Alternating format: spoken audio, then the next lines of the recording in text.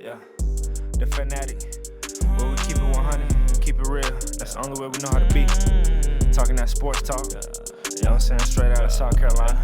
Upstate, A64. Yeah. TFANATTIC. The fanatic where we keep it OG. We talking sports, so I call what I Welcome into the Fanatic Sports Show for sports fans by sports fan. We out here on the Fanatic Sports Network. And you know, I'm Coach I, and I got my guy, the Stat Guy, with me. What's going on, Stat Guy? What's good, Coach? Hey, man, another night talking college football. Nothing beats it.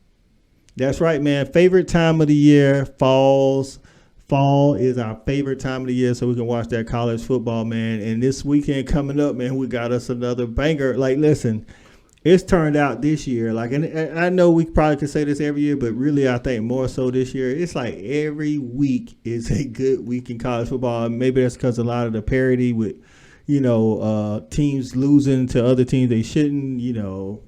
Listen, with the climax coming last Saturday with Tennessee beating Alabama, they hadn't done that in 15 years. But out west in the Pac-12, man, we got the UCLA Bruins taking on the Oregon Ducks. We got a 3:30 kickoff in Autzen Stadium. Listen, man, we talking about, Oregon got beat down by the Dogs, but they have bounced back. Regardless of who the competition has been, they have handled business, and this game right here is going to mean a lot for the Pac-12. Yeah, we even circled this game earlier in the preseason when we were just looking at games we'd be interested in. We were wondering if this was the year UCLA finally turned the corner, and man, have they, man. That offense has been impressive, so definitely going to be a good game. But man, let me jump into some of these game facts for you real quick, Coach. So UCLA does lead the all-time series 39-31, but since 2000 they are only 3-14. So since 2000 UCLA has only won 3 games against the Ducks.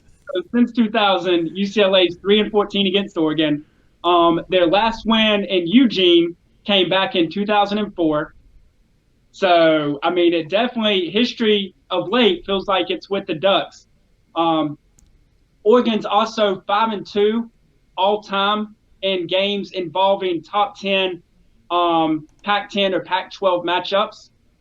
Two teams in the top 10 from their conference, 5-2 all-time. So that's a pretty nice record, including 3-0 at Autzen Stadium. So 3-0 in top 10 Pac-12 matchups involving the Ducks at home. Their last home loss was back in 2018 to number 7 Stanford. So they currently hold a 22-game winning streak at home. I mean, man, you look at it, it looks like this is the place to be. And the last cool stat is this will be College Game Day's 11th trip all-time to Eugene. The Ducks are 6-4 all-time at home, and they also hold a 3-1 record all-time against UCLA in games that College Game Day has been in attendance, whether at the Rose Bowl or up in Eugene, with Oregon winning the last 3. UCLA won the first one in 1998, but the Ducks have since won the last 3. Let's say, sound like you just gave UCLA a lot of bulletin board material and Oregon Ducks a lot of rat poison with them stats that you just named out, because everything was all in the Ducks' way. Now, listen, while Cristobal did do good at Oregon, I will say I don't have the years and all the numbers like you, but I want to say Chip Kelly, when he was in the green and yellow, probably contributed to a lot of those stats. Yeah, no, I mean he definitely did. He definitely got the ball rolling. Was definitely fun times when Chip Kelly was at the helm of Eugene. And hey, man, we were wondering, was the offense ever going to get going? And it sure looks like he has that thing firing on all cylinders with them boys partying up in LA. That's right, man. And could you ask for anything else but for finally Chip Kelly to be getting it together at UCLA, then return to Autzen, and the Ducks are looking good, you know what I'm saying? So now you got Chip Kelly. I know he's played him and been to Autzen, but the thing is he hadn't looked good like this. I'm not saying he looks like the Chip Kelly from the Oregon Chip Kelly days, but he's got a good offense, a good quarterback, good wide receiver, good running back, the kind of things he had when he was at Oregon. Now he returns, and it's college game day. Listen, man, if only we could be in that crowd, but we can't, so that's why we're here talking about it, man. Let's go ahead and jump into it. Let's talk about that UCLA offense. In fact, against that Oregon defense, let me start with the Oregon defense, man. Listen, everybody knows if you watch the channel in off season, I pretty much said that I thought that Sewell and Flo would be the best, inside linebacker or one of the best inside linebacker duos. They've been pretty steady. I think there's some other duos across the nation that can fight for that title. But there's other people on that defense, man. We're talking about DJ Johnson, Brandon Dorless, like. Those dudes be in the backfield like all the time. How you feeling that UCLA offense is going to be able to handle that defense, especially on the road? Hey, man, this isn't our first video with UCLA. DTR, fifth-year senior, man, week after week, don't it feel like he's just more and more comfortable in the backfield? Like, it feels like he has Chip Kelly's offense, and that thing is just a smooth ride. I mean, you're looking at the numbers. You're talking about 42 points a game. You're talking about 245 through the air. You're talking about another 211 on the ground. Like, I mean, these are just video game numbers that they're putting up week in and week out. And I mean, he's a massive part of the ground game too. Like, he's throwing the ball, tossing that ball around the yard, and running. He's like second or third leading rusher on the team. Yeah, and I mean, to your point, Oregon's defense does lock it down. They're giving up 98 yards a game on the ground. They're only giving up 275 through the air.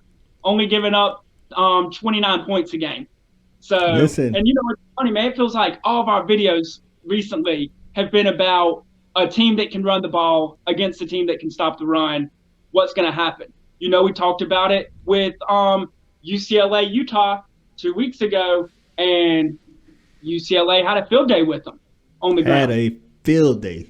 Field day is an understatement. I swear every time I was flipping back and forth between games, man, but every time I flipped back, I swear they was running for like 10, 15, 20 yards pop, and it's just like they was having their way with Utah. And I'm high, like Utah's got some stuff to figure out on defense, but UCLA just looked good. Like you mentioned DTR earlier, man. DTR looks comfortable.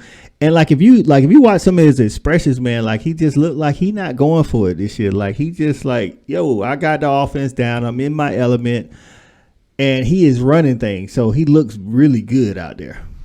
I tell you, I really think how strong of a run game they have, just overall. I mean, with him included in that, makes the passing game that much better. I mean, you're talking about this guy's completing 70% most games, some games 80%. Like at one point during the Utah game 2 weeks ago, my man was 16 of 21, right? 16 of 21 for like 175 yards and 2 touchdowns. Like, I mean, just video game stat. He's and not. It don't hurt. Hey, it don't hurt when you got Bobo on the outside and you can just call a play up for him, and he pretty much. Listen, I'm gonna just be honest, man. I watched the UCLA games, man. Except for like I didn't watch the South Alabama or the Alabama State or whatever, but the other games. When they call upon Bobo, it don't look like it, unless he drops the ball on accident. Can't nobody check that dude, man. John, we talk about all the time having that possession receiver for third down. And I can promise you right now, if it's third down and the ball's in the air, you got to look out for that guy. Like, it's going his way, and he's probably going to come down with the ball, and you hope he just comes down with it and doesn't make a play with the ball, and now he's off to the races. Yeah, and then also helping out in the passing game is their leading rusher, Zach Charbonnet, I think is how I might be pronouncing it wrong, but Zach, he's their leading rusher, but he also contributes into the passing game too. So it's like DTR got all kind of weapons out there. You know what I'm saying? So I mean, it's gonna be a test. I think Dan Lannon on the other side, he's figuring some things out. Those players are learning his system. Of course, with every game, I feel like they're playing a little bit better. It's gonna be interesting to see what kind of coverages he calls and things he tries to disguise to try to trip DTR. I mean, like you said at the beginning of the video, DTR is a fifth-year senior, so he's seen a lot of defensive coverages. Now, mind you, it has been in the Pac-12, so it's not like it's been. Some of the coverages might have been good, but the players wasn't elite at executing the scheme. So we'll see how that plays out. Now, on the other side, it's kind of the same thing. I know First thing people gonna say. So this is Oregon offense versus UCLA. I had talked to somebody today, and they was like, "Man, I don't know, because Bo Nix is shaking." This is a Pac-12 fan. I was like, "Listen, as an SEC guy, watch Bo Nix at Auburn, and I can tell you one thing he does well: play good at home. He always plays good at home. That's one thing. Bo Nix not good on the road, so I can tell you, if this game was at the Rose Bowl, I wouldn't even need the stats or nothing. I just say UCLA is gonna win because Bo Nix is on the road. That's just Bo Nix plays bad on the road and against Georgia, regardless of where the game is. So that's just how it goes. But UCLA's got some guys on defense that can make plays. Talk about their numbers as far as what they're giving up on defense. Yeah, so you look at UCLA on defense, stingy, 23 points a game that they're giving up. They're only giving up 240 through the air, only giving up 99 on the ground. I mean, just another example of they don't let you run the ball on them. Then neither one of these teams really are a team we consider create like they're high turnover teams or anything. But it feels like when UCLA needs it, they go and make the play. It feels like they turnovers at the right time. While they're not an abundance of them, they make them happen. And so they make the plays. But, yeah, again, they're not giving it up on the ground.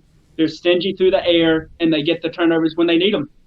That's right. And you got two guys that's over 30-plus tackles in Masao, Darius, I hope I'm saying that right, and Mo Osling, and JoJo Vaughns is right there. I mean, he has 29 tackles, so you got like two guys that, JoJo Vaughns can kind of play the linebacker DB. He's like that hybrid guy that can move around, and so it's going to be interesting to see what this Oregon offense can do, because Bo Nix is, of course, he's the trigger man, plus he's a second lead rusher or top 2 or 3, just like DTR. It kind of looks the same. You got their running back that's actually been a good surprise, the dude Irvin. That's it. Because I'm going to be honest with you, man. After the Dogs lost, I was like, man, losing the running back to USC and the one Travis Dye and the one to Florida State Benson, I was like, Oregon kind of reeling at the running back spot, but they've been just as good. Like you say, they kind of balanced our offense. You know what I'm saying? Well, so, I mean, jumping into their numbers, you're looking again, 42 points a game, 270 through the air, 241 on the ground. It's like, man, like what is it about these teams? I mean, I know, and you talk about putting up those kind of numbers when they flew across the country to score 3 against Georgia. That's what I was going to say. It's going to be some fans that hop in like, well, they scored 70 against a FCS team. Yeah, but that 70 was balanced out by that 3 points that they flew across the country to give us on prime time at 3:30 in the Mercedes-Benz against the Dogs. So still they're averaging, like you say, 40 points a game. Yeah, so their offense is electric. And, while I think that these might be two of the better defenses in the Pac-12 as far as what they're giving up, or at least defense on their level, I think that both of these offenses are in complete control. I mean, again, you talk about Oregon's offense. Bo Nix has been around, and he's been around playing against better defensive competition than what he's going to see the next couple weeks, right? Yep. I mean, he's seen faster DBs. He's seen faster defensive end and linebackers. And so I think being around for him, he's seen the coverages, and it's almost like a freebie, because a route that maybe a safety jumps down on, the safety in the Pac-12 isn't getting down on as fast as that SEC safety.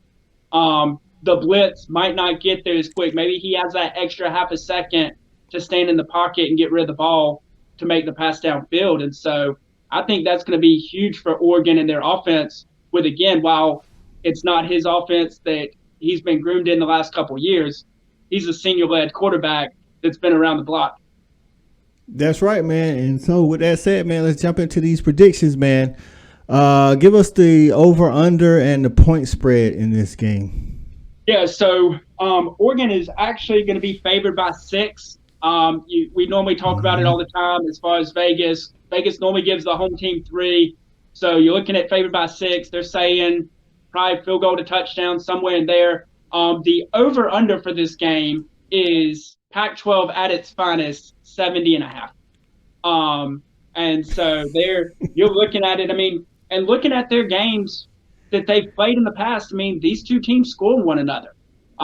Sometimes they get blowouts, but I mean, it's nothing for one of these teams to put up 35 or 40 on the other one.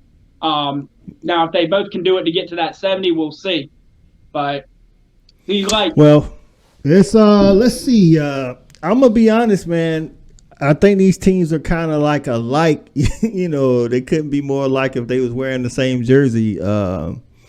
You talking about, like, I feel like coaching advantage. I feel like UCLA has that because Chip Kelly has seen more as a CEO, as in Dan Lanning. You know, he's doing good his first year, but he's still, you know, new to being the CEO type role. He's great defensive mind. So I think the head coaching, you know, I get at the Chip Kelly. Quarterback, I don't know, because both of these quarterbacks have been up and down, and if I'm holding them both at, you know, at an even, saying their talents and their experience and production has been even, I got to give it to the guy that's playing at home. I'm giving it to Bo Nix. Running back, I think I'd go with UCLA. Zach Charbonnet, like I said, I hope I'm saying that right. At wide receiver, I'm going to give it to UCLA too, because I feel like Bobo's the best wide receiver that's going to be playing in the game. You know what I'm saying?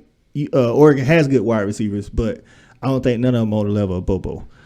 Defensively, though, I think I'm going to have to give it, even though they got like similar numbers, if I got to choose a defense as a whole, I'm going to have to go with Oregon. You know what I'm saying? Not to mention, you know, in a crucial time when you need to draw up a play, I believe Dan Lanning can step in. You know what I'm saying? All right, this is what we're going to do. This is how we're going to get home on this crucial third down.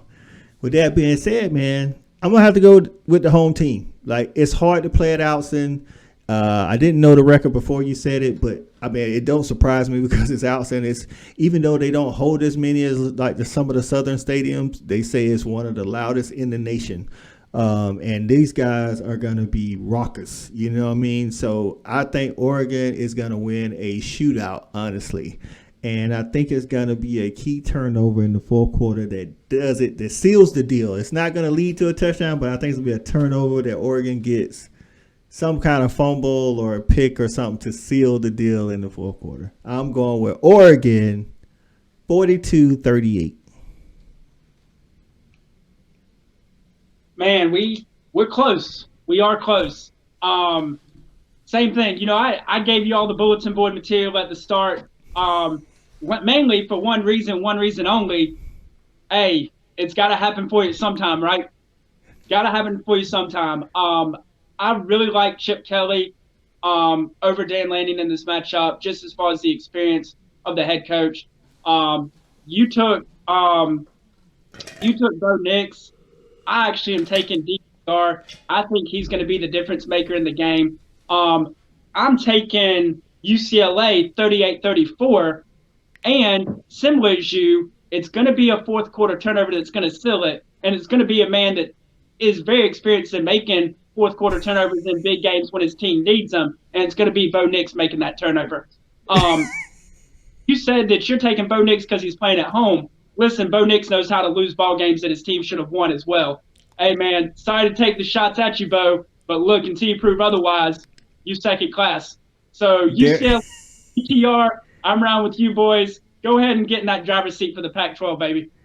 All right, we're going to see who's right when we come back on next week. So there you have it, Bruin and Ducks fans, man. Get in the comments with your score predictions. Don't forget to comment, like, and subscribe, man. The Oregon, listen, UCLA fans, they kind of showed up last time, but Oregon fans, they always show up. I would love to see a lot of UCLA fans show up to combat these Oregon fans in the comments, man. The Oregon fans are cool people, man, but they know how to get in it in them comments. So UCLA fans, let's see what you got on it.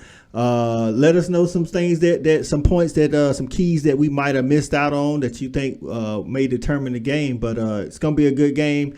And to the victor go the spoils. For the Stat Guy, this is Coach I, Fan Addict. We out of here. Peace. We got it jumping like it's that valley. I call my dogs out the pound, let's go eat. Turn on the Fan Addict, let's have a debate. Who really hold down the Southeast from state to state? What team hungry gonna eat everything up off they plate?